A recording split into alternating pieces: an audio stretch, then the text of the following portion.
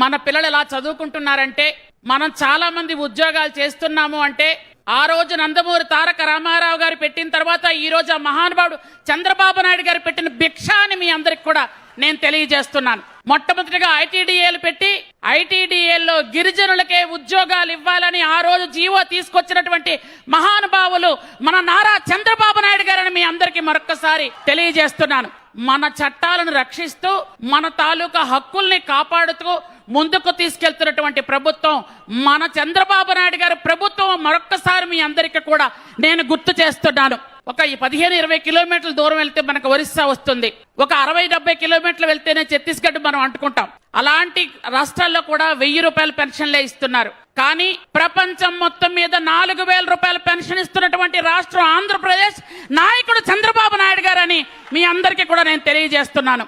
4000 రూపాయల పెన్షన్ ఇస్తూ ఈ రోజు గిరిజనుల్లో ఎంతో మందికి అదే జీవనాధారం. గత 5 సంవత్సరాలుగా ఈ గంజాయి బారిన పడి ఎంతో మంది మన బిడ్డలు జైల్లో మగ్గిపోతున్న సమయంలో ఈరోజు గంజాయి వద్దు బ్రో అని మన సోదరుడు లోకేష్ బాబు గారు అధ్యక్షులుగా ఉన్నటువంటి గంజాయి వద్దు బ్రో అని ఒక నార్కోటెక్ మనకి ఒక టీం కూడా ఏర్పాటు చేసి ఈ రోజు మన అల్లూరు సీతారామరాజు జిల్లాలో అసలు గంజాయి మొక్క కూడా కనిపించకుండా చేసినటువంటి ఘనత కూడా మన చంద్రబాబు నాయుడు గారికి దక్కుతుందని మీ అందరికీ మరొక్కసారి నేను తెలియజేస్తున్నాను. గిరిజన రైతులందరూ బాగుండాలని ఒక మంచి ఆశయంతో ముందుకెళ్తున్నారు.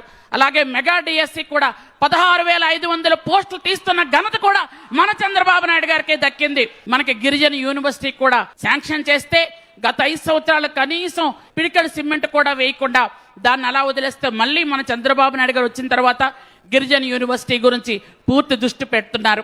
మన గూడెల్లో, మన తాండాల్లో, మన వలసల్లోనే 3-4 పిల్లలు ఉన్నటువంటి గిరిజన కుటుంబాలకి ఈరోజు తల్లికి వందనం ఎంతో ఆసరాగా ఉందని నేను ఈ సందర్భంగా సార్కి కృతజ్ఞతలు తెలియజేసుకుంటూ, గత సంవత్సరంలో నన్ను మంత్రిగా చేసిన తర్వాత తమరిచ్చినటువంటి 7,500 కోట్ల బడ్జెట్ లో సస్యశ్యామలంగా గిరిజన రహదారులు వేశామని గర్వంగా చెప్పుకోగలుగుతున్నాం సార్. డోలీ మోతలు తగ్గించి 1,300 కోట్ల రూపాయలతో చాలా వరకు రహదారి సౌకర్యాలు కూడా కల్పించడం జరిగింది.